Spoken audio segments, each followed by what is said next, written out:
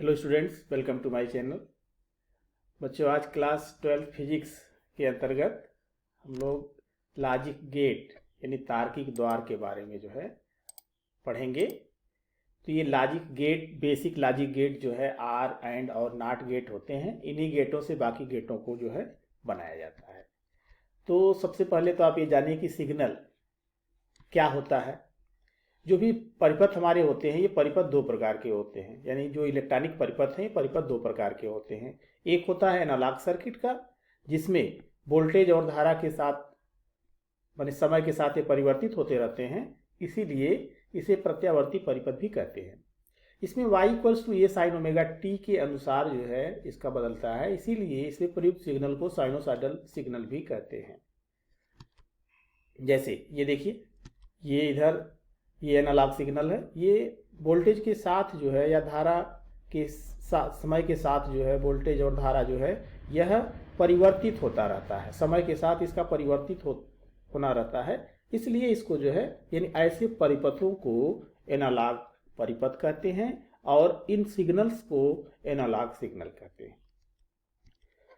Digital circuit, तो जिसमें voltage और धारा का मान समय के साथ केवल दो स्तर पर होता है, शून्य अथवा कोई निश्चित मान, जिसे डिजिटल परिपथ में हाई यानी 1 और लो 0 से प्रदर्शित किया जाता है। इसीलिए इसमें प्रयुक्त सिग्नल को डिजिटल सिग्नल कहा जाता है। जैसे ये देखिए, समय के साथ ही आउटपुट वोल्टेज दिखाया गया।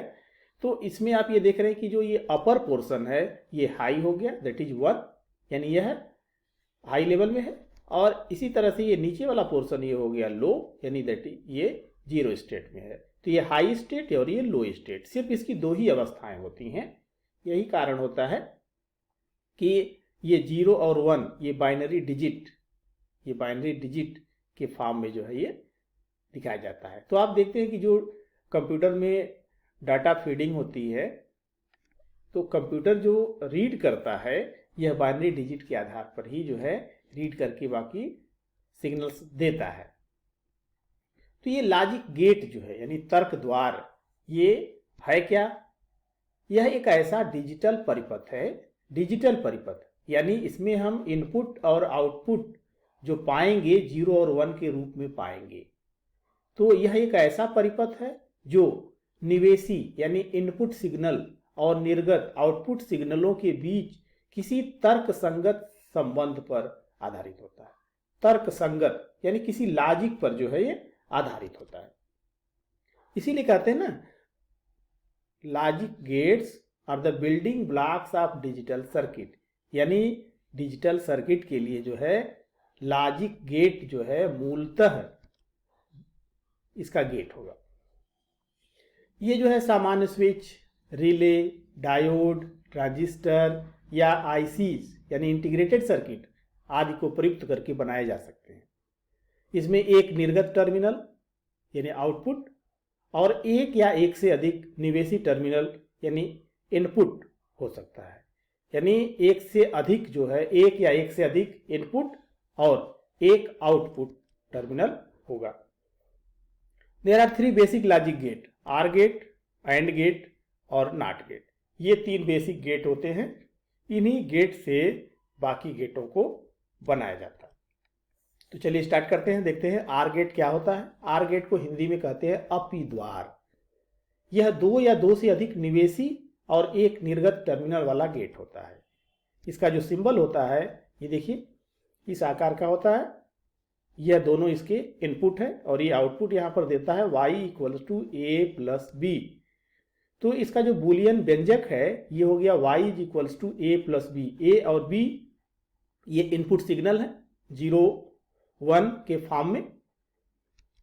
अब इसे पढ़ेंगे कैसे? इसे पढ़ते हैं A or B equals Y या y is equals to A or B. Or का मतलब यहाँ पर ऐड सिम है, यहाँ पर सिग्नल्स को ऐड किया जाता है।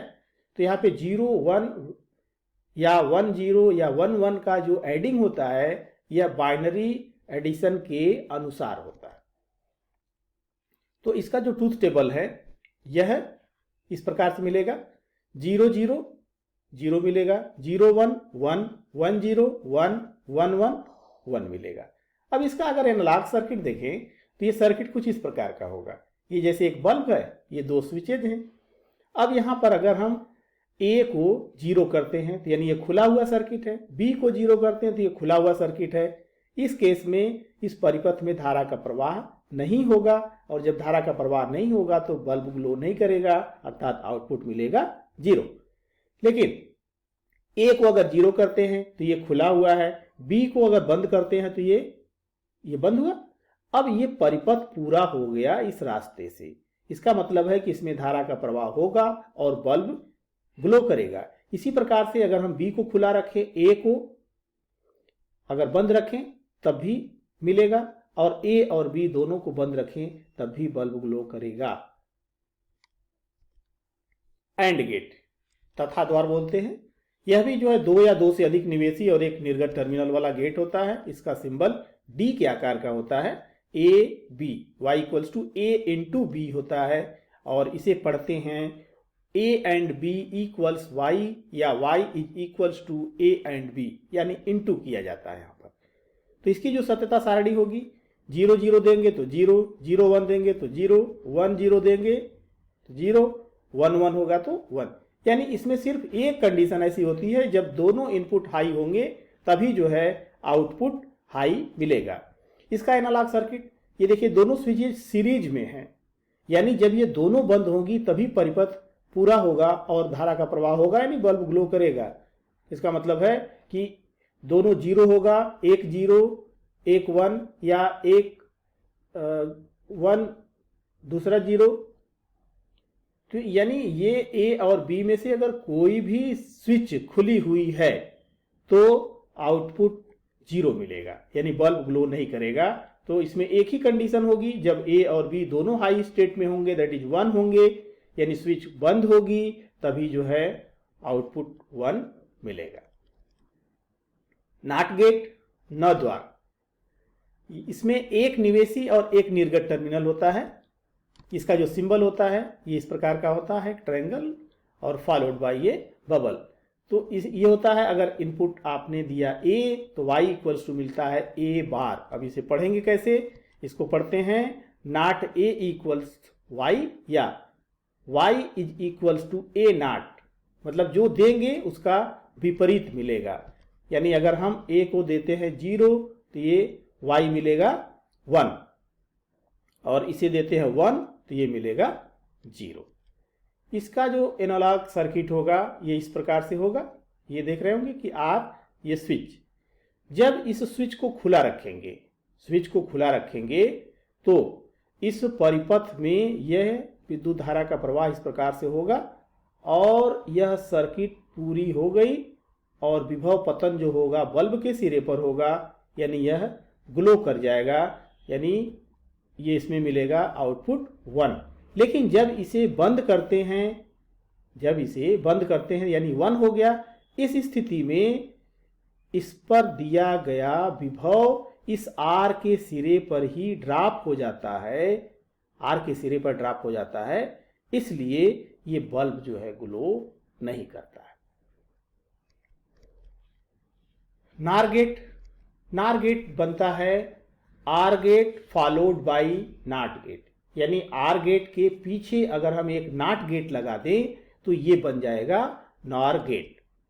ये देखिए ये आर गेट है, तो आर गेट में ए और बी अगर इनपुट देते हैं तो हमें मिलता है Y dash equals to A plus B, और इसे फिर नॉट गेट से पास करेंगे तो वाई डैश का वाई बार हो जाएगा, यानी ए प्लस बी का बार, यानी जो यहां पर मिला था इसका ये इन्वर्ट कर देगा।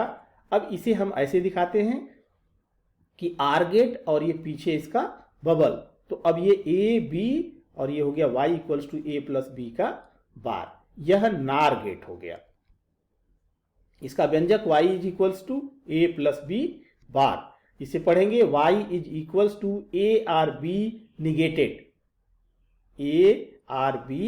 निगेटेड। इसका जो समय ये सत्यता सारणी होगी, यह सत्यता सारणी जो है जो आर गेट का होता था उसमें एक आप ऐड कर लीजिए, तो 0 0 देंगे तो ये 0 प्लस 0 0 हुआ, 0 का इन्वर्ट 1 हो जाएगा, 0 1 1 मिलेगा, 1 का इन्वर्ट 0, यानी सिर्फ 0 होगा जब दोनों ही सिग्नल, तभी इसमें 1 मिलेगा और बाकी केसेस में 0 मिलेगा।